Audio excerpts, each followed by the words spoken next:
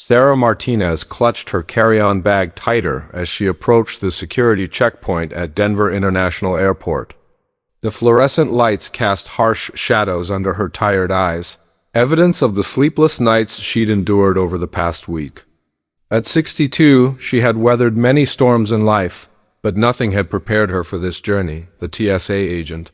A stern-looking man in his 40s named Officer Reynolds gestured for her to place her belongings in the plastic bins. Sarah hesitated for just a moment, her fingers lingering on the zipper of her bag.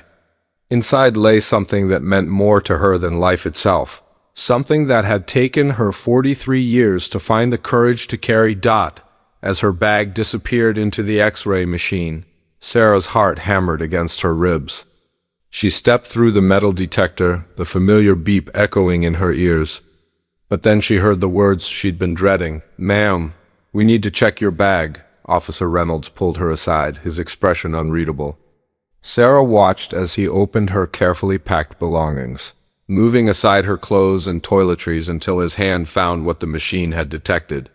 He paused, his brow furrowing as he lifted out a small wooden box, ornately carved with intricate patterns. "What's in here, ma'am?" he asked, his voice taking on a more serious tone. Sarah's voice caught in her throat.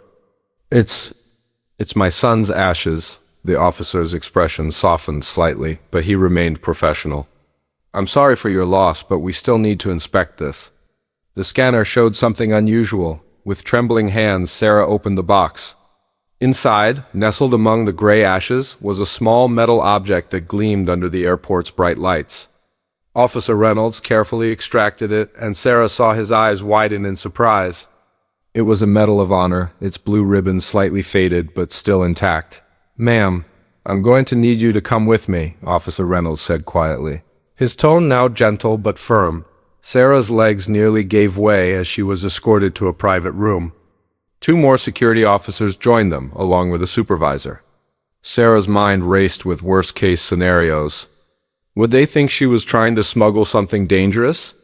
Would she miss her flight to Arlington National Cemetery, where she was finally going to lay her son Michael to rest? The supervisor, a woman named Janet Torres, sat across from Sarah with kind eyes. "Mrs. Martinez, can you tell us about this medal?" Through tears that had been building for decades, Sarah began to speak. "My son Michael died in Afghanistan in 2004. He was 23 years old, serving his second tour of duty. The Army told me he died heroically, saving his entire unit from an ambush, but his body was never recovered." She paused, wiping her eyes with a tissue Janet had offered. "For 19 years, I had nothing. No grave to visit, no closure. Just an empty space where my boy should have been. The military gave me a folded flag and their condolences, but Michael... Michael was gone." Officer Reynolds shifted uncomfortably in his chair, and Sarah noticed his own eyes beginning to moisten. 3 weeks ago," Sarah continued, "I received a call from the Pentagon. A construction crew rebuilding a damaged outpost in Afghanistan had found remains buried under rubble. DNA tests confirmed it was Michael. They also found this medal clutched in his hand, along with a letter he'd written to me." Sarah's voice broke completely now. "The letter said that, if anything happened to him, he wanted his ashes mixed with soil from Arlington, where his grandfather is buried, and scattered in the mountains of Colorado, where we used to camp when he was little. He said that way, he'd always be home." The room fell silent except for the quiet hum of the air conditioning. Janet reached across the table and gently placed her hand over Sarah's. "But why was the medal with the ashes?" Janet asked softly. "The Army made a mistake," Sarah explained. "They said the medal was found separately and processed through different channels.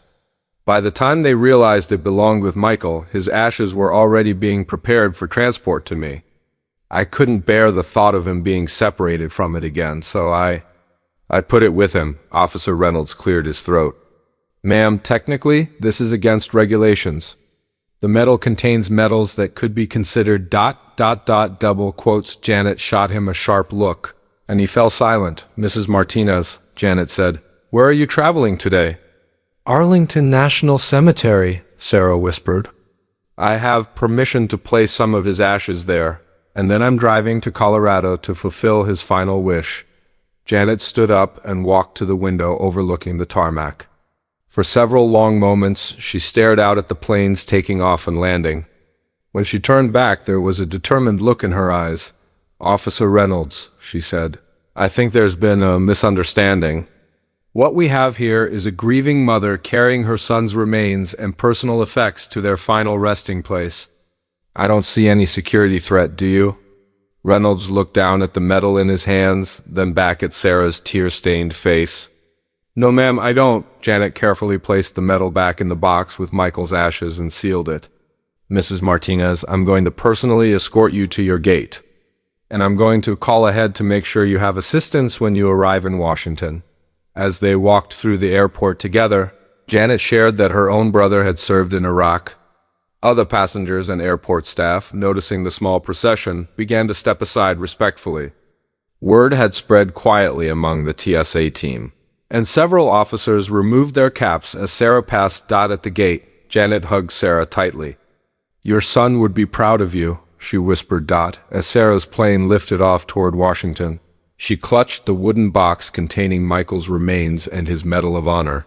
For the first time in 19 years, she felt her son was finally coming home.